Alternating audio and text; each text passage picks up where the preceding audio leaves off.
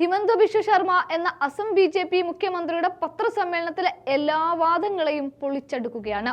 1951 12% ഉണ്ടായിരുന്ന മുസ്ലിം ജനസംഖ്യ ഇപ്പോൾ 40% വർദ്ധിച്ചു എന്ന കണക്കാണ് ഹിമന്ത പത്രസമ്മേളനത്തിൽ പറഞ്ഞത്. ബി.ജെ.പിയുടെ വിശ്വസ്തനായ മുഖ്യമന്ത്രി കൂടിയാണ് ഈ ഹിമന്ത. കോൺഗ്രസിൽ നിന്ന് ബി.ജെ.പിയിലേക്ക് കൂറുമാറിയ ഹിമന്ത പക്ഷേ വർഗീയവാദത്തെ പ്രോത്സാഹിപ്പിക്കുന്നത് മുന്നിൽ നിൽക്കുന്ന ഒരാളാണ്.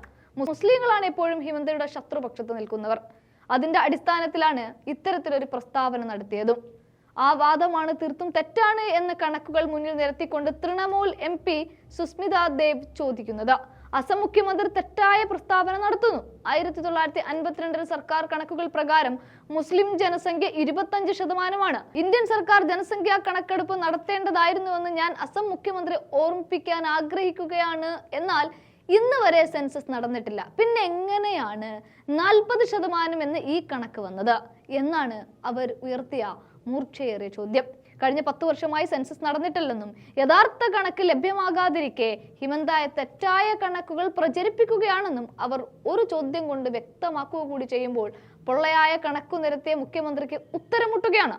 ജനസംഖ്യാ ശാസ്ത്രം മാറ്റുന്നത് എന്നെ സംബന്ധിച്ചിടത്തോളം വലിയ പ്രശ്നമാണ്. അസമിൽ മുസ്ലിം ജനസംഖ്യ ഇന്ന് 40%-ലെത്തി. 1951 ഇത് വെറും 12% എന്നാണ് ഹിമന്തയുടെ പ്രസ്താവന. കഴിഞ്ഞ ദിവസം റാഞ്ചിയിൽ നടന്ന പത്രസമ്മേളനത്തിനിടെയായിരുന്നു ഹിമന്തയുടെ ഈ പരാമർശവും. അനധികൃത കുടിയേറ്റക്കാർ ആദിവാസി പെൺകുട്ടികളെ മിശ്രവിവാഹം ചെയ്യുന്നുവെന്ന രൂക്ഷമായ കാര്യങ്ങൾ വരെ പൊടിപ്പും തുങ്ങലും ചേർത്ത് ബി.ജെ.പി. മുഖ്യമന്ത്രി പറഞ്ഞിട്ടുണ്ട്. എന്നാൽ ഇതിനു പിന്നാലെ 1951 അസമിലെ മുസ്ലിം ജനസംഖ്യ 25%-ആണെന്നും 12% അല്ലെന്നും വ്യക്തമാക്കുന്ന വീഡിയോയുമായിട്ടാണ് സുസ്മിത ദേവ് രംഗത്ത് വന്നത്. അതേസമയം കഴിഞ്ഞ ദിവസം 4 ഭാര്യമാരും 36 കുട്ടികളും എന്ന രീതി അനുവദിക്കില്ലെന്നും രാജ്യത്ത് ജനസംഖ്യാ നിയന്ത്രണം കൊണ്ടുവരണമെന്നും രാജസ്ഥാൻ ബി.ജെ.പി. MLA ബൽ മുകുന്ദ് ആചാര്യ പറഞ്ഞിരുന്നു. രാജ്യത്ത് ജനസംഖ്യ വഷളായിക്കൊണ്ടിരിക്കുകയാണെന്നും ജനസംഖ്യാ നിയന്ത്രണ നിയമം കൊണ്ടുവരുന്നത് അത്യാവശ്യമാണെന്നും ബൽ മുകുന്ദ് ആചാര്യ വ്യക്തമാക്കുകയും ചെയ്തിരുന്നു.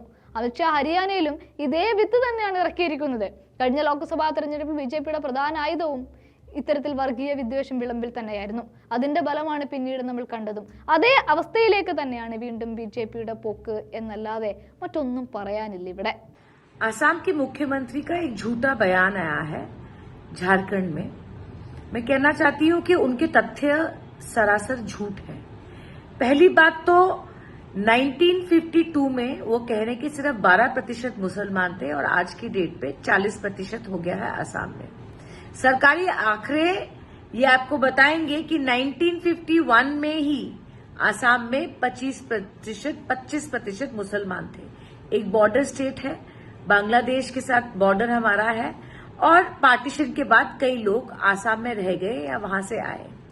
इसके अलावा मैं मुख्यमंत्री जी को ये याद दिलाना चाहती हूँ कि भारत सरकार ने 2021 में सेंसस करना था, पर आपने कोविड के बहाने आज तक सेंसस नहीं कराया. तो 40% का ये आंकड़ा कहां से आया? क्योंकि ये सरासर झूठा है. तीसरी बात ये है कि आप इंडो बांग्लादेश बॉर्डर को सील नहीं कर पाए. डबल इंजन की सरकार सिर्फ 78% तक आप सील कर पाए हैं, जबकि ये काम पिछले 20 सालों से चल रहा है. और सबसे आखिर में कहना चाहती हूँ, इस देश में हर मजहब का इंसान रहता है. इस तरह से लोगों को भड़काने वाला जो झूठा बयान आप झारखंड में दे रहे हैं, ये देश हित में नहीं है. इस 2024 के चुनाव के बाद आपको ये समझना चाहिए कि कम्युनल पॉलिटिक्स को इस देश ने नकार दिया है. इसको मैं उम्मीद करती हूं कि इस झूठे बयान को आप वापस लेंगे.